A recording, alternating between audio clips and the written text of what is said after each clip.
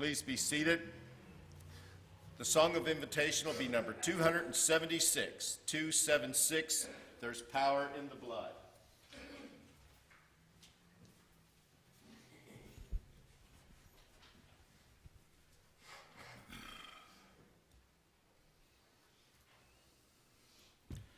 For the few minutes that we have this morning, I'd like us to look at a lesson I've entitled, Jesus Calls the Outcasts. We're going to make some various observations and go through Scripture, New Testament passages, and see where, in many cases, Jesus would reach out to those individuals that had been rejected in Jewish society in that day. Jesus did not often only associate with the most obvious choices, but rather he'd reach out to people who were sinners, immoral, people who had some serious personal problems, but yet he had time for them. And I think that's a good message for us, and we also are going to discover this morning that in a way we are all outcasts from God's perspective. We all sin and fall short of the glory of God. We all need God's assistance, and so in that way Jesus is reaching out to us, wanting to help us, wanting to bring us into his midst.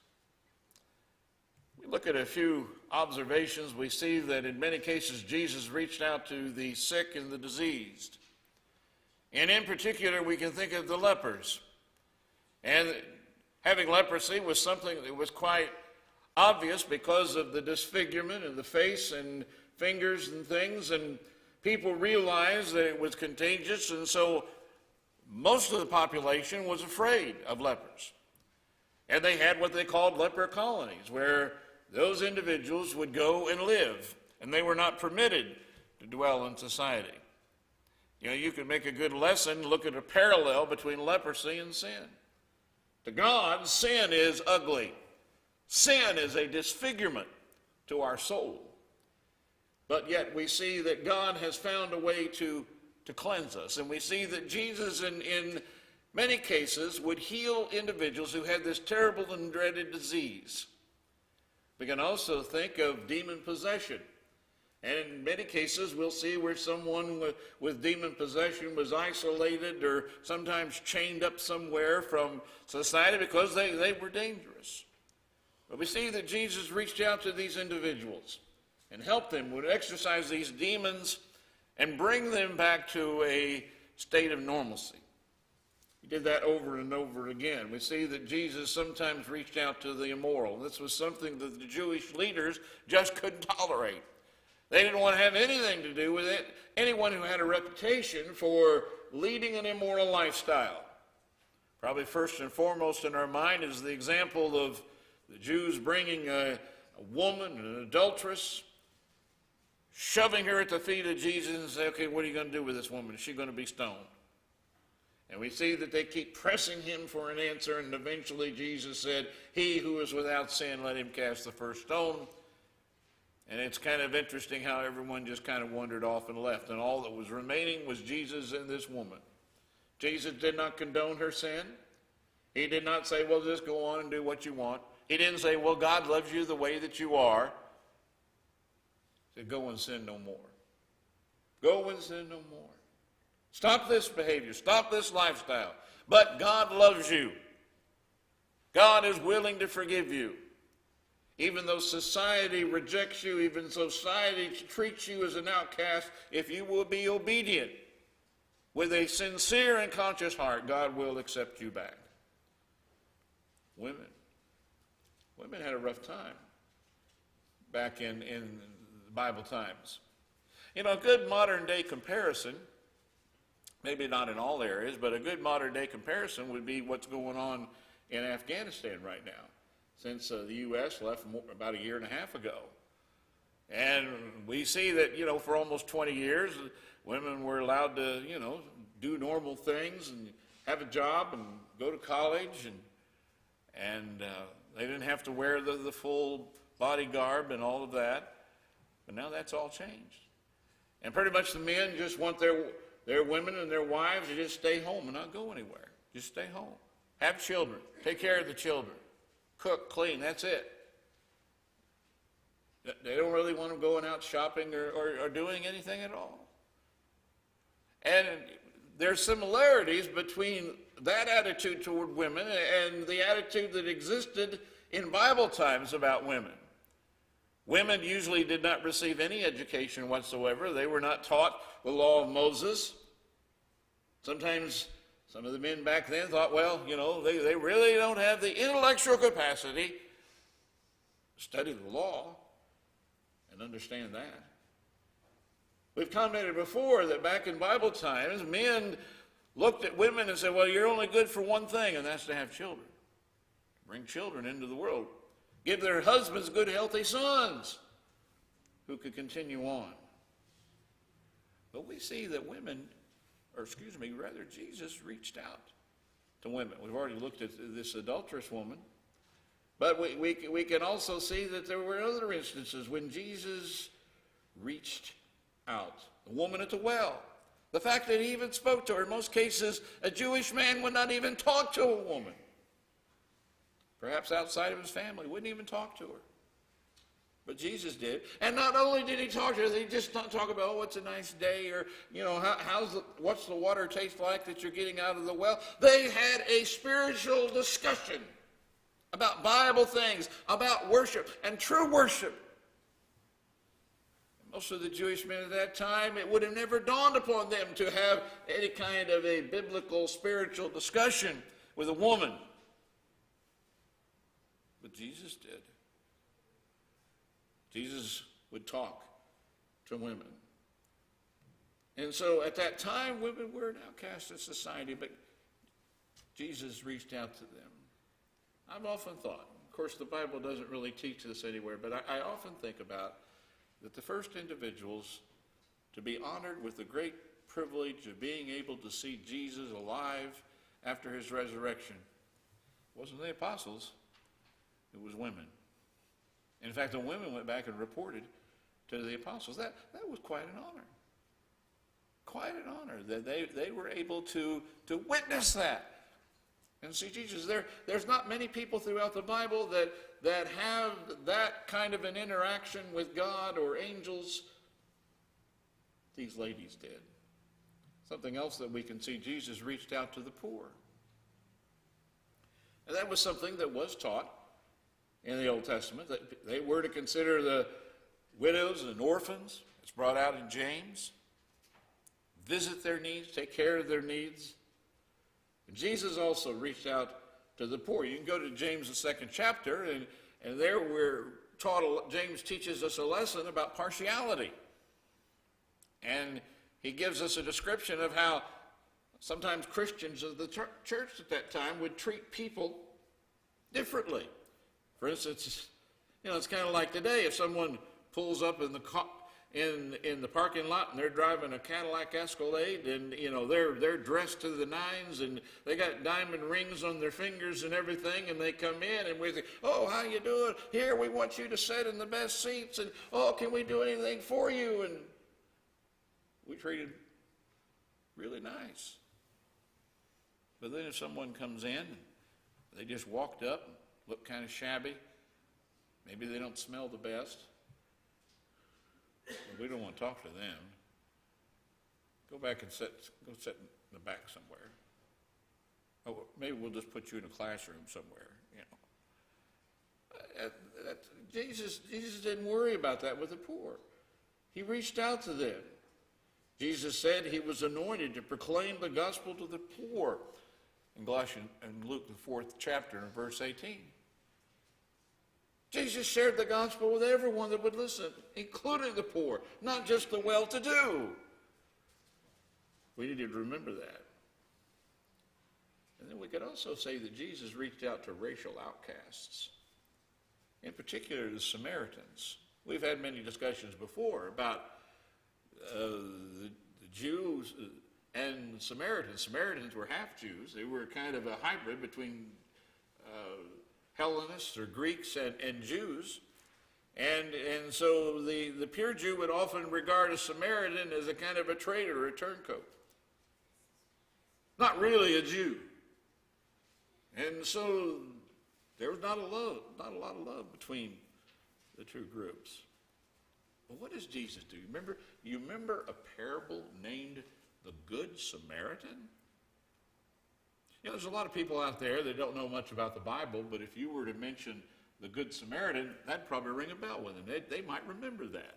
Might remember that story. It stands out. And we see that in that particular parable and story, he uses a Samaritan, from the Jewish perspective, an outcast, to make his point. He's the hero of the story. Wasn't the priest, wasn't the Levi, who were supposed to be the spiritual elite in that day, but rather it was the Samaritan. Also, the lady at the well, the woman at the well, was a Samaritan. So he reached out to these people that the Jews ignored. Now, another group of people, the Romans. The Jews did not like the Romans. The Romans were the oppressors. The Romans who came in and started pushing everybody around and telling them what they can do and what they can't do. They placed a governor there in Judea, and he was really the ultimate authority. And the Jews resented this, resented it. The Jews barely tolerated the Romans because to function they had to. But they didn't care for them much. That was one of the reasons they were looking forward to the coming of the Messiah. Is they thought, okay, the Messiah is going to come and he's going to kick those Romans out. He's going to show them who's boss. Why, the Messiah may march all the way to Rome and defeat Caesar himself. That's what they were thinking and hoping for. But you remember there were some times that Jesus reached out to Roman centurions. Remember the one Roman centurion who sent a messenger to Jesus and said he had a sick and ill servant, and he says, you know, I'm not worthy for you to come in my house, and I realize that if you just give the word and say he's going to be healed, he will be healed. And Jesus complimented that Roman centurion and said he'd never seen such faith. And the Roman centurion's servant was healed. He was a Roman. The Jews didn't care for the Romans. But Jesus still reached out. You know, Jesus said that we're supposed to love our enemies. And we see there in that case, Jesus demonstrated love toward the enemies of his Jewish people. So Jesus reached out to the outcasts of society. That's a lesson for us. In some cases, sometimes people are an outcast just because they were born. We see, unfortunately, there's still a lot of bias and prejudice that exists in our country today and throughout the world. And that's sad and tragic that happens. And we have a case in point with Ishmael. Most of us recall the story of Ishmael and how that Abraham and Sarah were unable to have children until very late in life. And we see that Sarah she took things in her own hands, encouraged her husband to go unto her handmaiden, and her handmaiden, Hagar, had a child named Ishmael. It's interesting that Sarah thought this would be the solution. This would solve all the problems.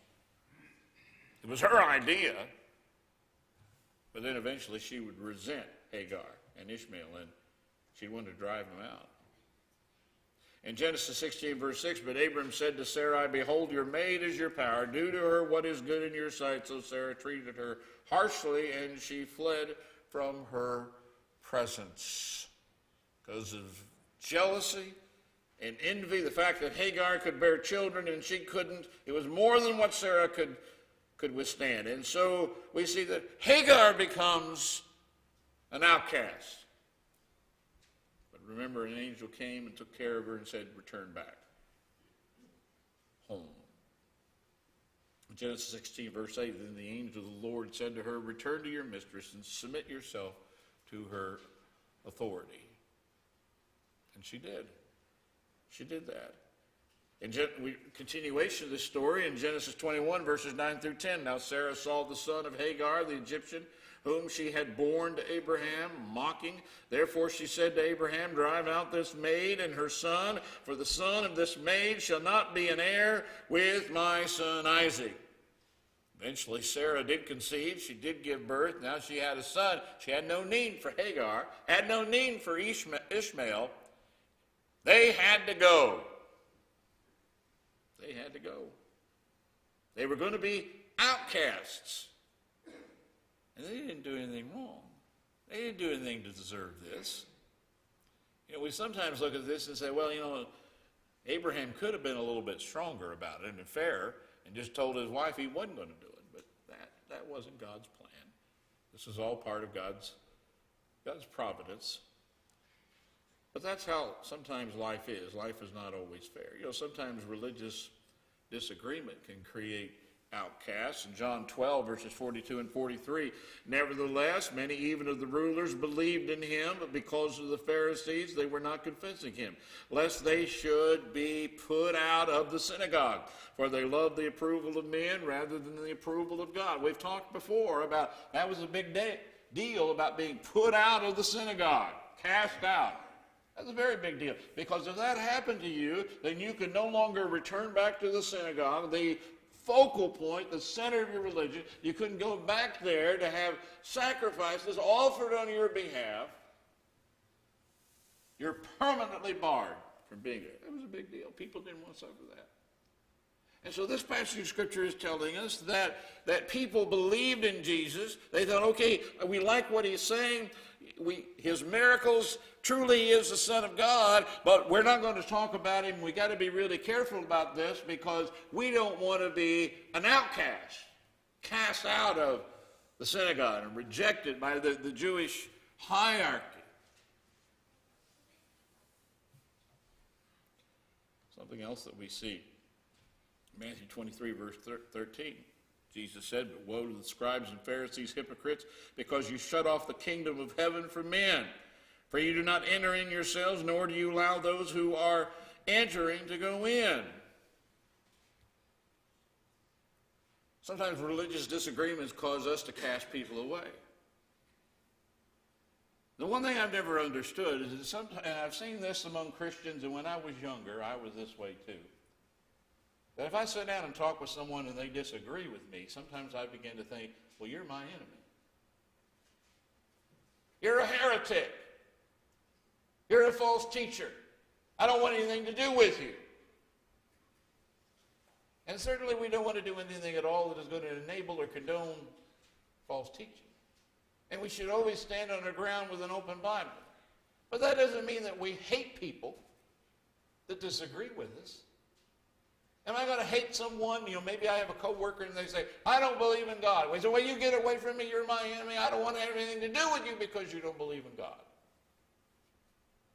Maybe we wouldn't choose them to be our best friends and our best buddies. Well, that doesn't mean we should hate them. That doesn't mean if we have an opportunity that we wouldn't reach out to them.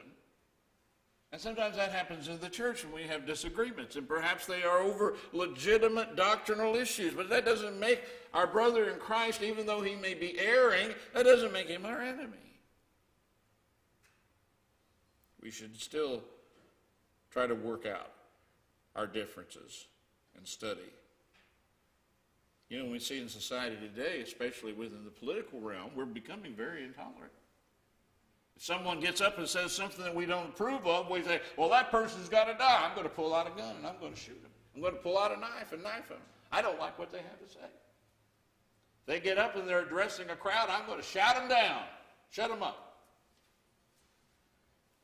That's not what our country is built on. We have the freedom of speech, but we're not really practicing that anymore.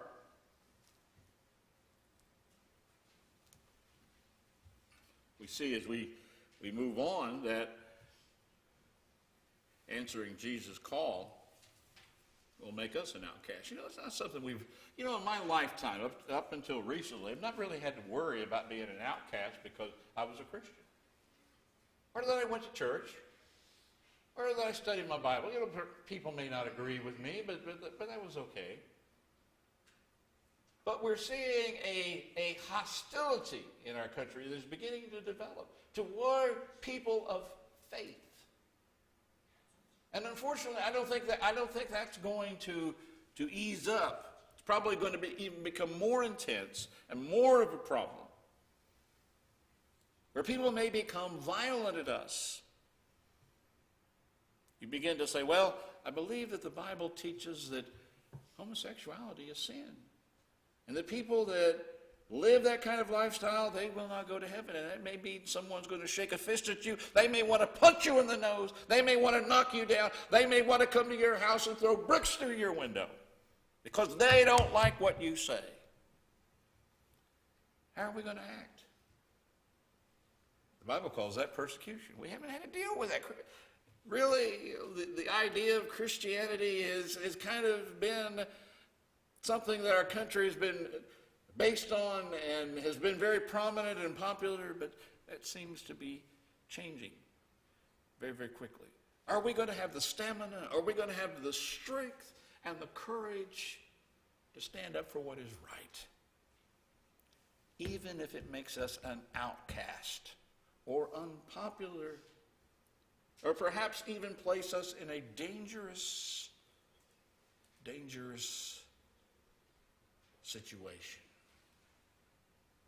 In Luke the 6th chapter, verse 22, blessed are you when men hate you. We read that and say, Jesus, come again. What are you saying? I am blessed if people hate me and ostracize you. Another word for being an outcast. And cast insults at you and spurn your name as evil for the sake of the Son of Man. What Jesus is saying, if these things are happening to you, you're probably doing something right. These are things we want to avoid. But we're seeing that as the passing of time, they are increasingly becoming true. Well, Matthew 10:22, and you will be hated by all on account of my name, but it is the one who has endured to the end who will be saved. Sadly, there may be some people in the day of judgment, and they face Jesus, and Jesus may say, well, you became a Christian, you were baptized for several years, you did a pretty good job, and then all of a sudden things, got a little bit hot and uncomfortable, and you just quit. And we might reason, well, Lord, I was in danger, my family was in danger, and I just couldn't handle it anymore, so I caved in. I had to back away. You think the Lord's going to be impressed by that? That's not what the scripture here tells us. It says that we must endure until the end to be saved. How far ahead do you get in life by doing things halfway? Say, well, I'm going to build a house, but you only half build it and you stop. Is anybody going to congratulate, well, you got a half-built house. What good is that? I'm going to go get a college education. And you go 2 years and then you just quit. You don't have any degree or anything. That's probably not going to help you much in life. I mean, sometimes people say, well, a little bit of college is better than none, but you want to complete it. You see, sometimes it's not just the degree itself that carries some weight with prospective employers, but it's also the idea that you finish something, that you were able to start college, you hung in there, you stuck with it for 4 years. That shows something about your character. Yes, I realize there's mitigating circumstances, and sometimes people have to quit for some very, very, very good reasons. But still, generally speaking, that's a testimonial to your character, to your perseverance. That you take things to the end. You finish things. Employers want somebody who is a finisher, not someone who's always making excuses why they cannot finish. And the Lord is not going to be impressed with people who make excuses for not finishing, for not enduring until the end. In 1 Peter 4, verse 14, if you're reviled for the name of Christ, you are blessed, because the Spirit of glory and of God rests upon you. 2 Peter 3, verse 12, and indeed all who desire to live godly in Christ Jesus will be persecuted. And as we've already been discussing, this seems to be even more true today. Some Christians can't cope with being an outcast. Let's face it, none of us like it. We sometimes discuss about peer pressure when we were in school. And none of us wanted to be isolated or ostracized or outcast. We want to be expected. You get a group of kids. Sometimes children or teenagers, they hang in groups. And in any group, it's interesting, in any group, you're always going to have one person who's the leader. They're the ones who calls the shots. Everyone looks to them. Every joke they tell is funny and everybody laughs. Anything that they do is just cool. Whatever they say goes.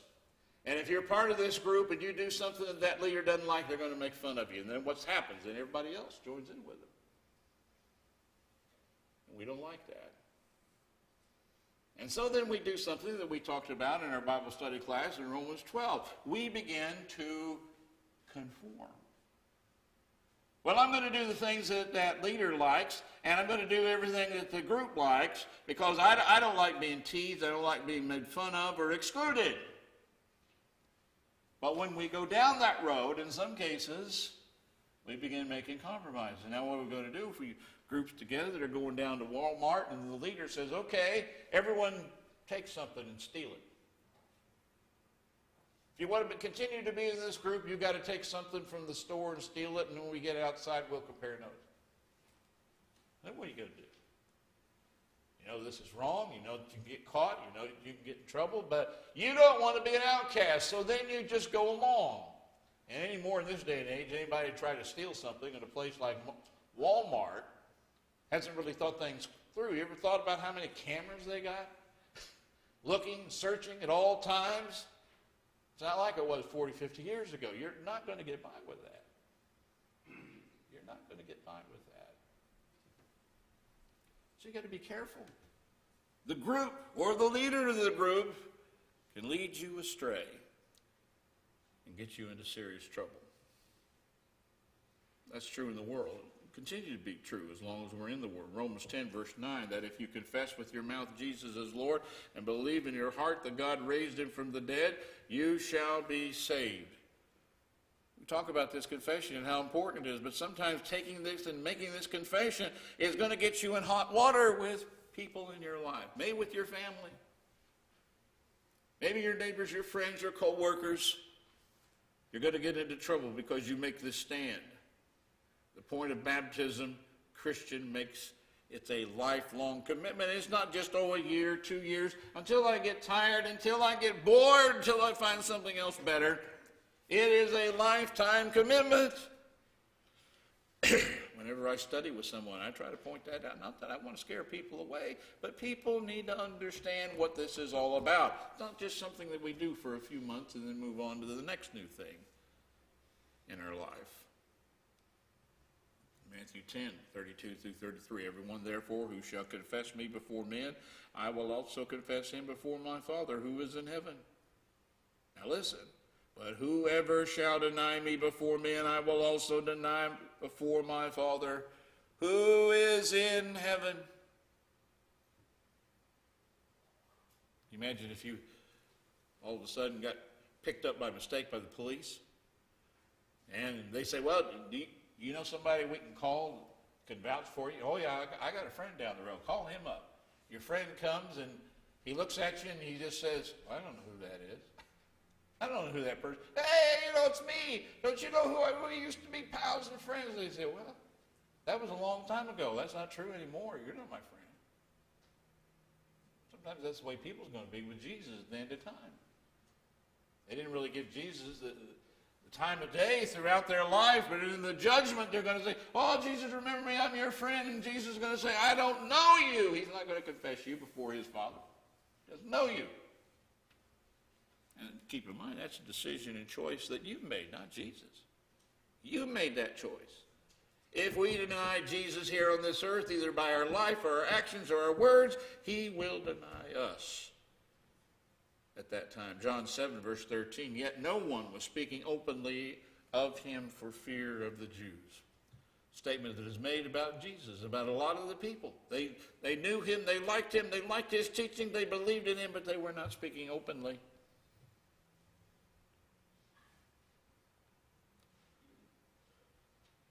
We might ask the question, do we speak openly about Jesus?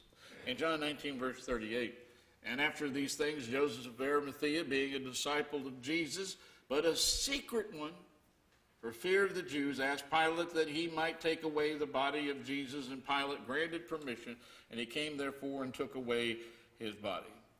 Most of us were called Joseph of Arimathea. If anybody mentioned that name to you, they say, well, yes, he's the one who took the body of Jesus and provided a new tomb. But in the New American Standard Bible, it also says something else, that he was a secret disciple. I realized that there were times back then when they had to be careful.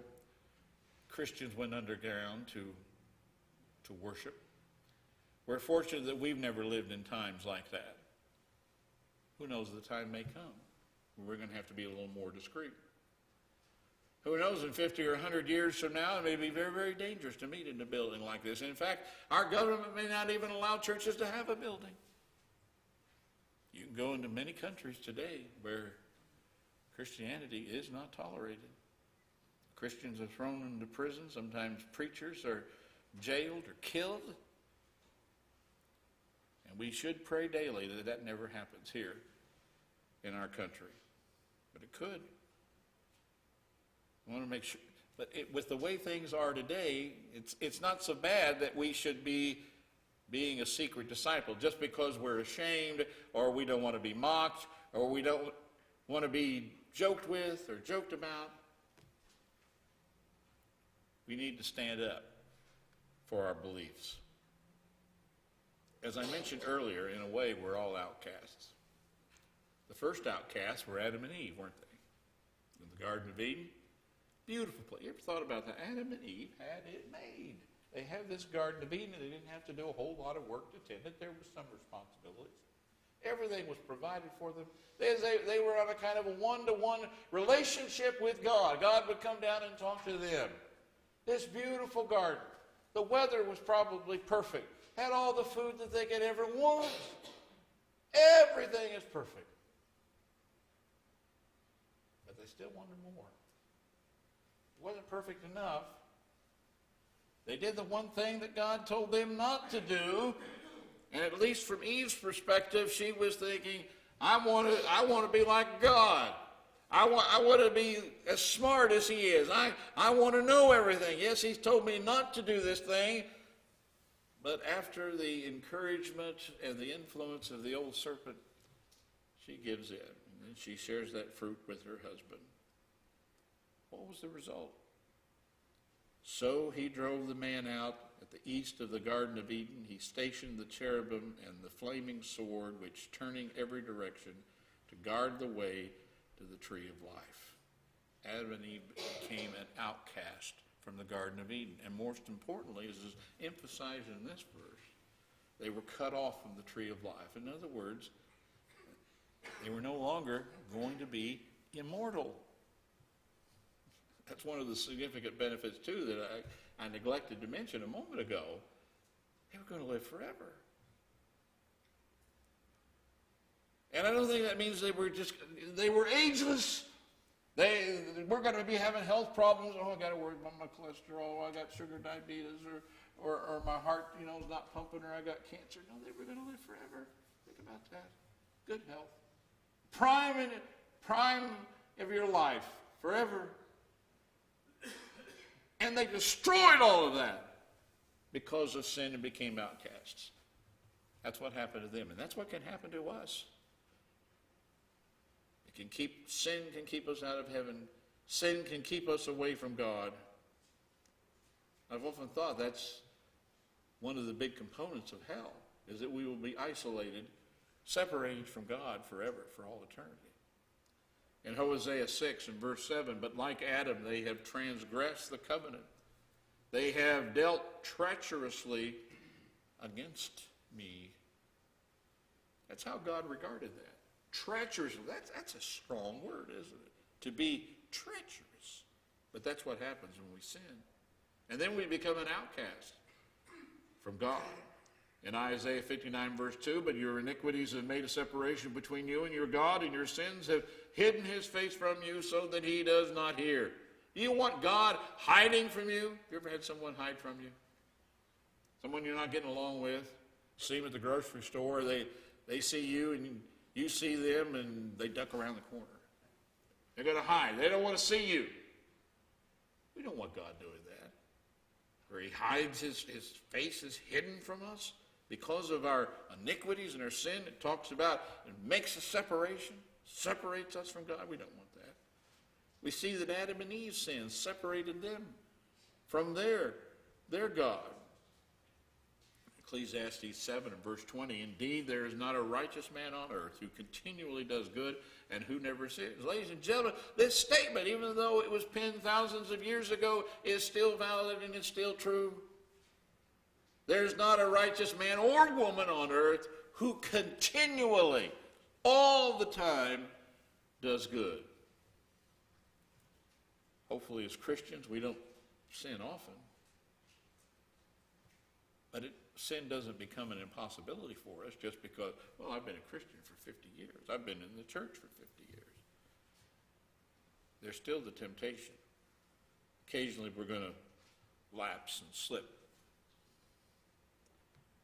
We're outcasts. Something we need to realize, and Hebrews talks about this, is that Jesus understands. He's a human being. Jesus understands the hardships of being a human being. Jesus understands what comes along with physical pain and suffering. He knows how difficult it is. He knows that every which way you turn and you're challenged and people disagree with you and people are trying to hurt you. He understands that. He understands temptation.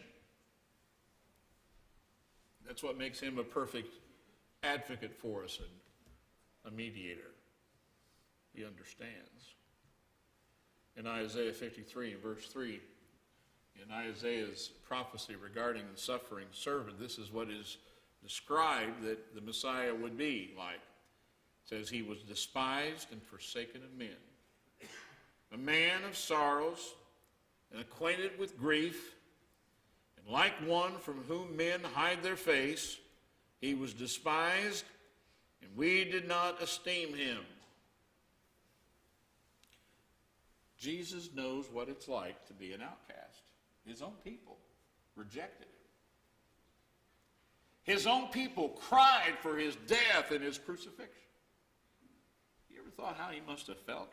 So he stood there before Pilate. He looks out and he sees all the people, his fellow countrymen, and they're crying for his death.